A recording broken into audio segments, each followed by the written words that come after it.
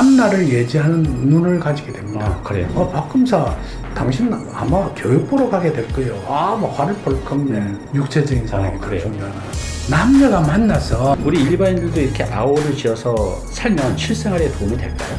그건 절대 잘못된 생각인 게 네. 당신의 꿈을 현실로 행복주치 다니쌤. 그러면 이 서대원 선생님의 이 책은 어떤 분들이 읽으면 도움이 될까요? 이 책을 읽으면 네. 여러분들이 네. 앞날을 예지하는 눈을 가지게 됩니다. 그래요? 네. 그러니까 왜냐하면 이 주역은 미래학입니다. 네. 내가 앞으로 어떻게 될 것인가 하는 것을 스스로 분석해낼 줄 아는 지혜의 눈을 뜨게 됩니다. 네. 그래서 누구든 읽으면 좋고 그러나 나이가 젊은 사람은 읽으면 이해를 못합니다. 근데 최소한 40, 50대 또는 50, 60대 된 사람이 읽어야 역경의 어떤 깊은 이해를 하리라 봐집니다. 그러면 이제 선생님 찾아오신 분들이 굉장히 많으실 것 같아요. 이제 책도 내시고 워낙 유명하시니까. 근데 이렇게 찾아오셨던 분들 중에서 좀 기억에 남는 또 그런 이제 에피소드 있으시면 말씀해 주시겠어요? 제가 이제 이 책을 쓰고 난 뒤에 전화가 한번 왔더라고요. 네. 그래서 누구냐 물어보니까 부산 고등검찰청에 부장검사라는 거예요. 네. 왜 찾으려 하느냐니까 내보고 선배님이라 그래. 네. 오시라 그랬어. 네. 오니까 그분이 박준모라는 부장검사인데 네. 아주 특이하게도 풍수지리학을 공부해가지고 건국대학인가 뭐 단국대인가에서 석사 학위를 받았어. 그래서 자기가 쓴 논문하고 넥타이 한 개하고 봉투를 하나 주더라고. 그래 이제 상담하고 난 뒤에 호도 하나 지어주고 그게 첫 번째 손님입니다. 이제 이 책을 쓰고 난 뒤에 그래서 이제 나가는 사람을 보고 내가 한단 말이 박검사 당신 아마 교육 보러 가게 될 거예요 이랬다고. 그러니까 뭐 화를 펄컥 내. 선생님 우리 검찰 조직을 몰라서 그렇지 우리는 교육부하고 아무 상관없어. 아마 오해를 한 것 같아요. 왜냐하면 검찰청에서 쫓겨나서 교육부나 이런 데 쫓겨갈 것이다 이 소리를 생각했던 모양이에요. 그래 이제 그래고 뭐 보냈어요. 보냈는데 한 보름 있으니 전화가 왔어. 선생님 제가 교육부로 가도 되겠습니까? 물어. 꼭 가시라 그래. 그때 어제는 우리나라 교육부가 참 감사가 잘 안 되니까 교육부 제1회 감사관으로 추천을 받아갔습니다. 저끼리 이제 검사들끼리 모여서 회식을 하는 자리에서 이 부산 영도는 구석에 가니까 내가 교육부로 간다는 걸 알더라는 사람이 있더라. 얘기한 사람이야. 그러니까 이제 그래 보내고 난 뒤에 얼마 안 있으니까 부산고검의 박근상이라는 사무관이 내보고 전화가 왔어. 우리 고검장하고 차장검사가 선생님 꼭 보자 하는데 좀 만나 주십시오. 그래서 찾아갔어. 그 사람들은 아주 독실한 개신교 신자예요. 그러니까 아주 우리 같은 사람은 사람 취급도 안 하는데 아마 자기가 답답하니까 내를 불렀던 거예요. 선생님 앞으로 인사가 어떻게 되겠습니까? 그래 내가 한단 말이 조근호 검사장 보고 아마 부산고검에 유임될 거예요. 그러니까 젓가락을 탁 떨어뜨려 버리는 거예요. 왜냐하면 유임된다는 것은 나가라 한다는 뜻이에요. 난 그 내용을 몰랐죠. 그러니까 옆에 있는 차장검사라는 친구가 나는 서울로 가긴 했는데요. 근데 서울 못 갑니다. 이랬어. 그러니까 아마 서울 근교에 수장으로 가게 될 겁니다. 완전 그 바람에 판이 깨져 버렸어. 그렇겠네요. 그래가지고 뭐 봉투 뭐 조그마한 거 주는 거 하나 받아가지고 집에 도착하는데 그때 검찰의 인사가 발표돼서 그날 저녁에. 그러니까 어찌 됐냐면 고검장 조근호는 부산고검에 유임, 차장검사 뭐 누구는 춘천지검장으로. 그러니까 옆에 듣고 있던 그 박근상이는 문자가 왔어요. 선생님 이야기하는 게 정확하게 맞았습니다. 그때 조근호 씨가 내한테 연락이 왔어. 선생님 내를 우리 친하게 지내면서 제 앞날을 좀 가르쳐 달라 하더라고. 그래가지고 그 이후에 법무연수원장으로 마치고 나왔죠. 선생님 말씀대로 이 주역이라는 게 미래학이라고 말씀하셨잖아요. 이제 이것을 충분히 공부하면 타인의 미래 또 내 미래를 어느 정도 이제 예견할 수가 있는 거네요. 그렇죠. 주역의 제일 중요한 것이 뭐냐면 제일 첫 번째가 내 자신을 알자는 거예요. 나를 알자. 내가 어떤 사람인가. 두 번째는 상대방을 알자는 거예요. 지금 나도 강좌를 마치고 나면 질문을 받는데 생년월일이나 이런 건 일체 안 물어봅니다. 그냥 이렇게 난 이렇게 이야기합니다. 아니, 내 남편이 언제쯤 죽겠습니까? 라고 물어봐도 좋다고 이야기해요. 네. 가르쳐 준다고. 웃으면서 그런 이야기를 하는데, 그러면 질문을 하면 그 질문에 대한 답변을 이 사주나 이런 걸 보지 않고 이렇게 이야기합니다. 그러면 주역을 공부하면 보는 순간에 직감력이 발동해서 앞날을 알 수가 있거든요. 네. 세 번째는 이 세상의 흐름을 알자는 거예요. 그러니까 주역을 열심히 완전히 터득하면 이 세상은 어떻게 앞으로 될 것이다 하는 것을 알 수 있는 학문이 주역이라고 할 수가 있었군요. 네. 네, 선생님 그 추학금 사이트에 보니까 선생님이 이 한국강사협회에서 대한민국 명강사 93호로 되어 있어요. 92호. 92호신가요? 네, 92호. 그러다 보니까 이제 여기저기 강의 의뢰가 많이 들어오실 것 같은데 선생님은 주로 어떤 강의를 주제로 하시나요? 주역의 제일 중요한 사상은 우리가 가지고 있는 시간의 인식입니다. 시간. 예, 그러니까 내가 갖고 있는 시간.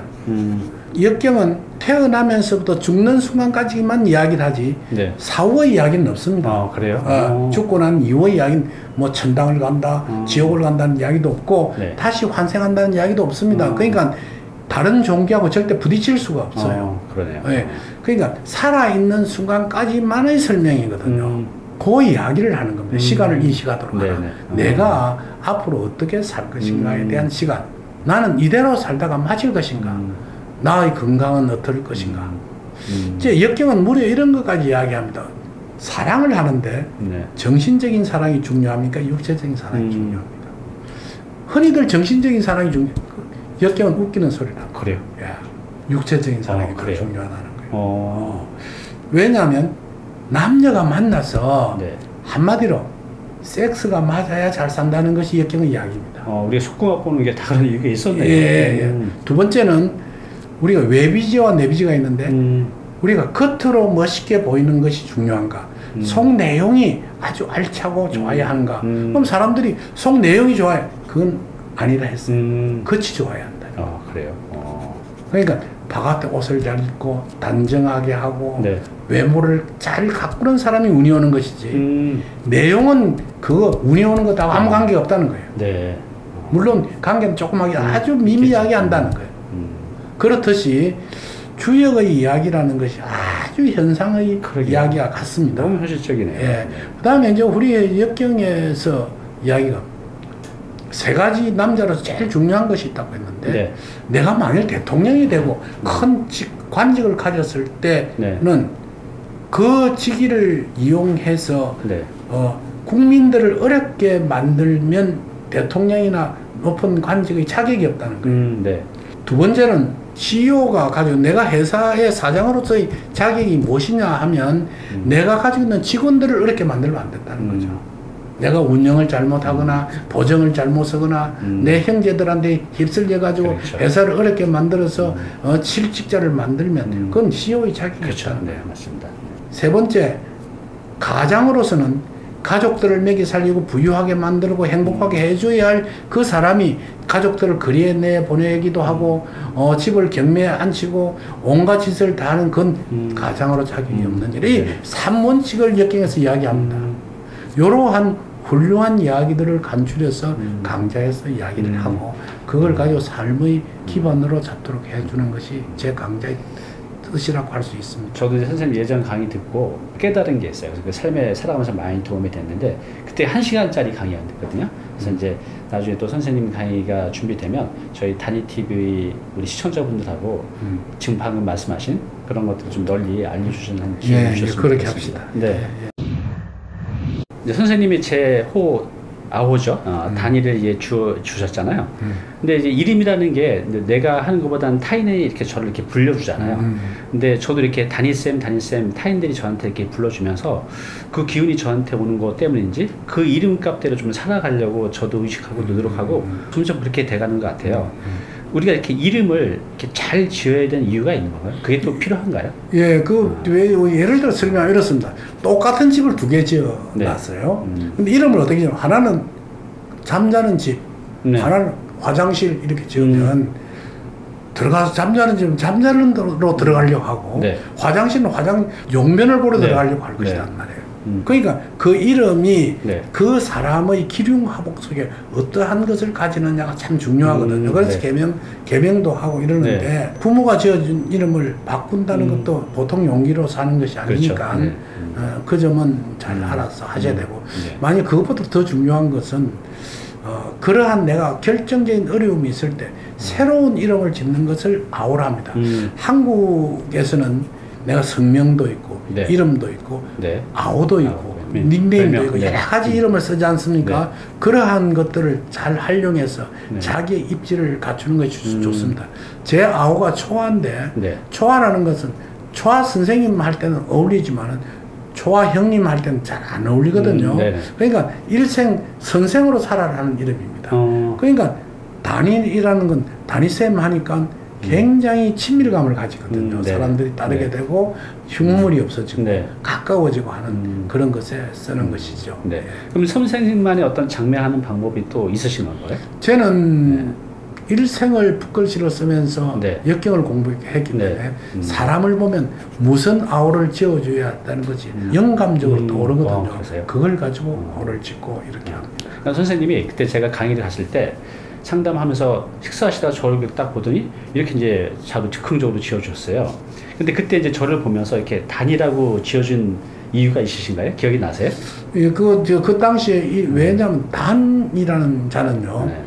어둠이 없어지고 설날이 밝아오는 때를 단이라 하거든요. 그러니까 지평선 위로 해가 뜨는 것을 말한다. 그렇지 않습니까? 그럼 거저는 어두움의 시기입니다. 그래서 선생님이 내를 만날 때는 어두운 시기예요. 네, 되게 어두웠습니다. 깜깜했어요. 그러니까 좀 있으면 해가 뜰 것이다.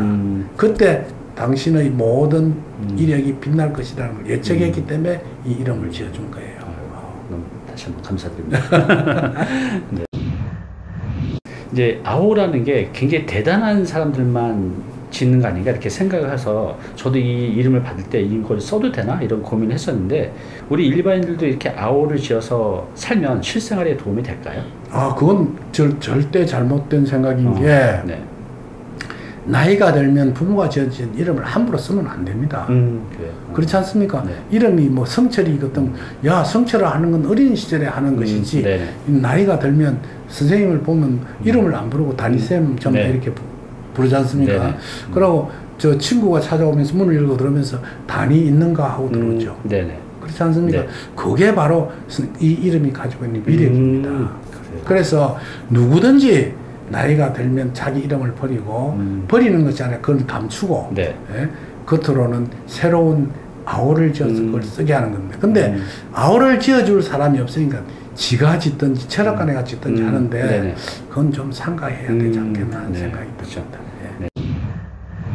선생님도 유튜브를 이제 운영 중이시잖아요. 좀 생소하긴 하죠. 아까도 카메라 보고 얘기하는 게 저도 좀 낯설거든요. 근데 그 선생님 운영하신 그 유튜브에는 이제 어떤 내용들을 담고 계세요? 주로 주역에 대한 이야기입니다. 그렇죠.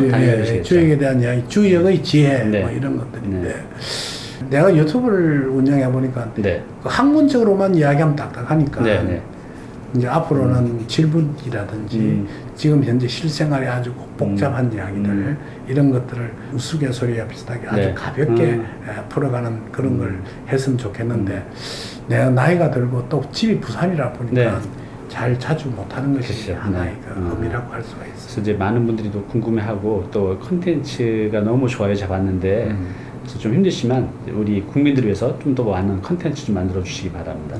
그러겠습니다. 네, 오늘 우리 서대원 선생님을 모시고 주역에 대해서 간단하게 말씀 들어봤는데요. 저는 이제 강의를 한번 들어봤잖아요. 너무 제 생활에 많이 도움이 됐어요. 여러분도 기회가 되시면 서대원 선생님 꼭 강의 한번 들어보시고 또 저처럼 아오가 필요하신 분들은 한번 상담도 받아보시기 바랍니다. 살면서 그 불려지는 그 이름이 내 삶에 영향을 충분히 주는 것 같아요. 마지막으로요, 우리 다니TV 시청자분들의 주요 나이층이 한 4, 5, 60대가 거의 대부분이거든요. 이분들에게 마지막으로 하시고 싶은 말씀 있으면 해주시기 바랍니다. 참 다니 선생님을 만나게 된 걸 여러분들이 굉장히 아주 그 행운이라 생각하셔야 됩니다. 우리가 인생을 살아가면서 제일 중요한 것은 내가 누구에게 상담하고 싶을 때 내 아주 가슴 속에 있는 걸 흉물 없이 털어놓고 싶을 때 할 수 있는 분이 있었으면 좋겠는데 주의해야 할 사람이 있습니다. 네. 누구냐면 친구에게 해서는 안 됩니다. 그 친구는 경쟁자입니다. 내가 잘 되는 걸 절대로 마음속 깊이 좋아하는 친구는 별로 없습니다. 그렇죠. 두 번째, 형제간도 마찬가지입니다. 형제간도 그래요? 어쩌면 경쟁자예요.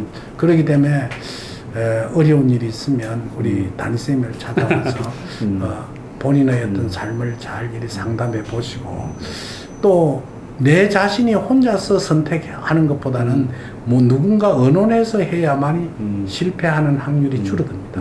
그래서 마지막에 인생을 행복하게 하기 위해서는 실패하지 않는 인생을 살기 위해서는 우리 다니와 같은 이런 훌륭한 선생님과 자주 만나는 것을 권장해 드립니다. 네. 오늘 이렇게 먼 길 부산에서 찾아주셔서 다시 한번 감사드리고요. 우리가 기회가 된다면 제가 우리 다니TV 구독자들 한번 모으겠습니다. 그래서 선생님의 그 훌륭한 강의, 통찰을 얻을 수 있는 그런 강의 한번 꼭 부탁드리겠습니다. 네, 감사합니다. 네, 고맙습니다. 네.